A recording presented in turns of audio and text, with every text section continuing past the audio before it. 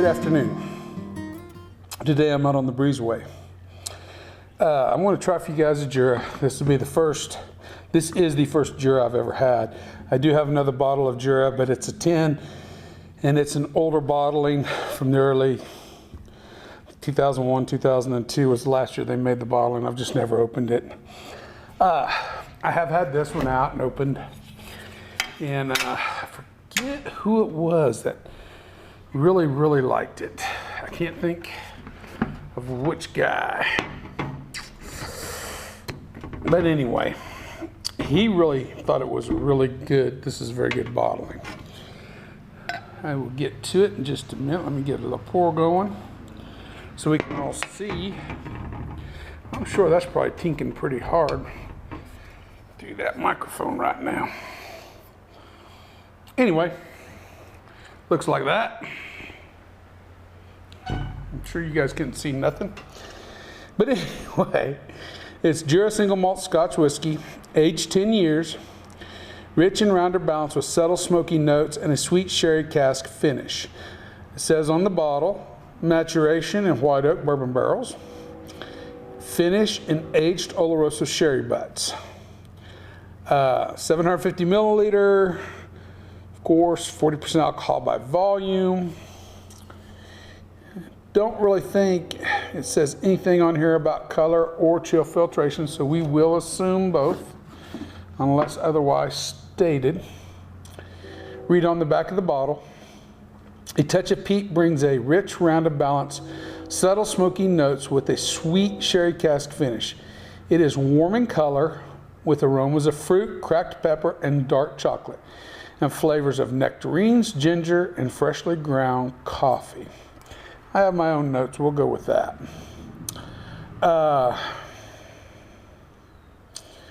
It is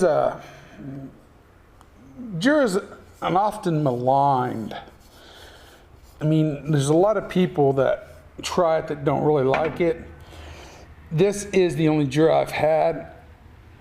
And I take that back. I do got a Jura 16. That was 2004, 2005. I'm sorry, it's a Jura 21. But it was, the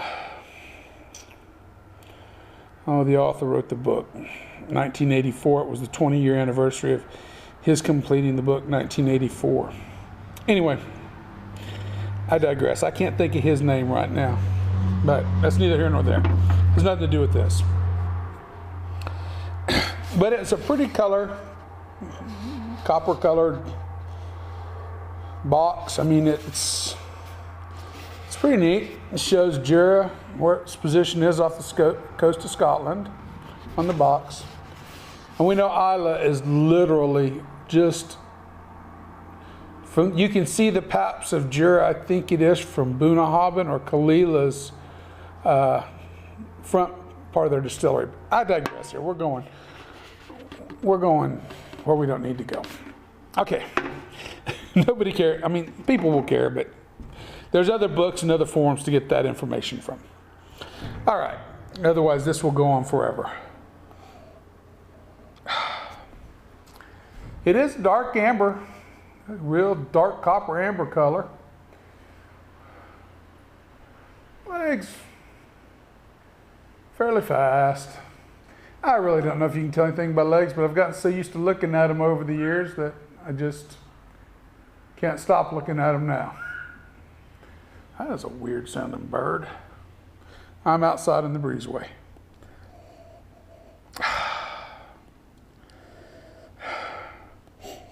I do get the sherry cask finish.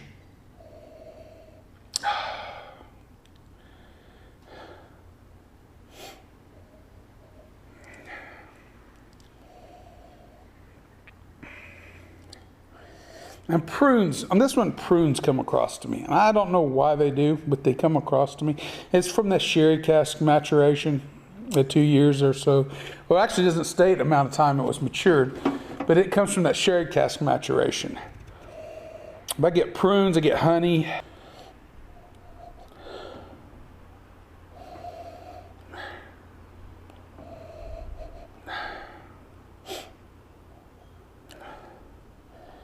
Get a little bit of cinnamon with it. There's a maltiness to it.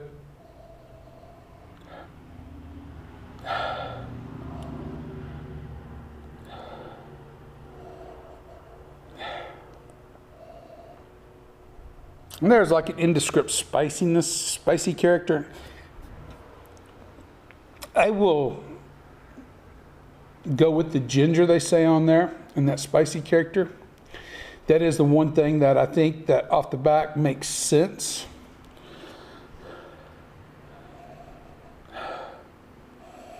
Anyway, that's about all I get on the nose.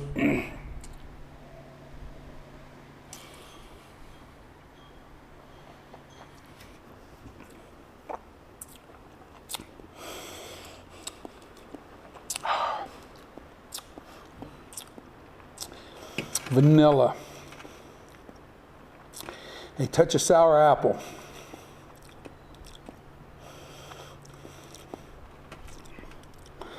Again, and I digress to this because it does come across, it's the one thing I could find on the back that really came across very well with me, and that was the ginger. At first I had a hard time putting my finger on it when I first tried this. You know, after I read the tasting notes, that kind of brought me around to what that was. There is a little fig Newton in there. We have these little things called fig Newtons. There's a little fig Newton in there. I get nutmeg. I get just a bit of the coffee note in there. Maybe a little white pepper. Yeah.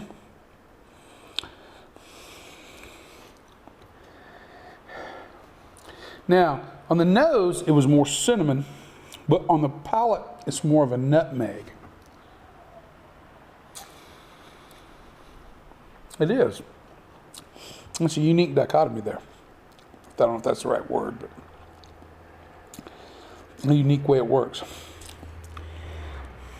That's a fairly, not quite a full medium finish, but just shy of the medium finish on there.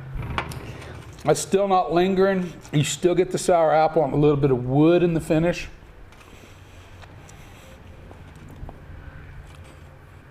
But for all intents and purposes,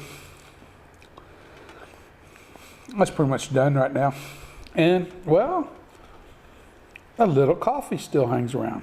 I think they said coffee on this too. If I remember right. I don't know if it said on this one or on that one.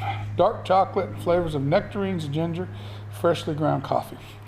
I don't know about freshly ground coffee, but it does give you a faint coffee note that does kind of, well, I do not get the dark chocolate. I do not get the nectarines. I do get a touch of the ginger. The cracked pepper, I could go with the white pepper definitely on the palate. Not cracked pepper, white pepper.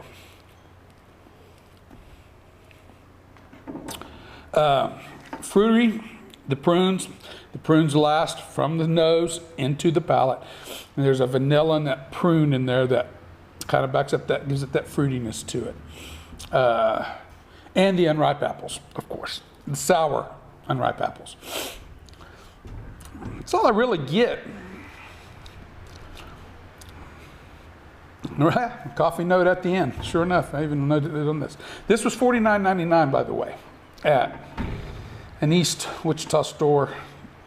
For a score for this one. Let me get one more.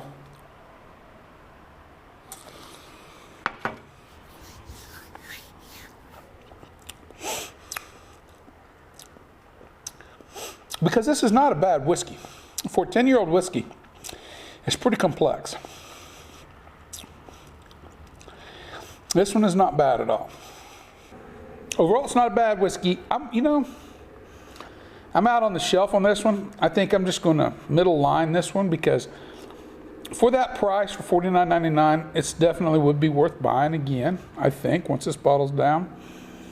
So I think 85. 85 is a good solid score for this one.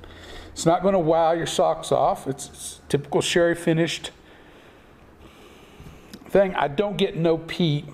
I get a little touch of smoke in there.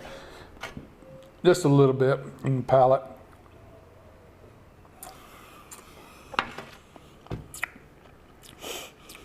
But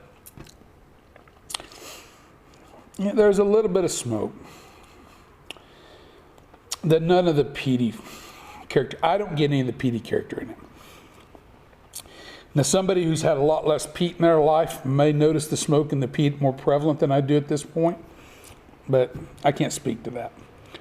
Anyway, I'm going to stick with the 85 out of 100. I am going to do a quick pairing for you guys tonight because it goes good with this. It's Lint Excellent Intense Orange, dark chocolate. I got a little square of it.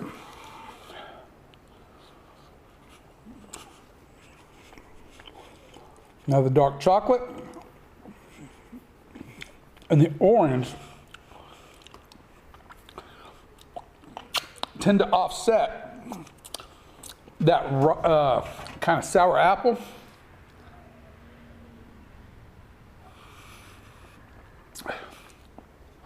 And it balances it out.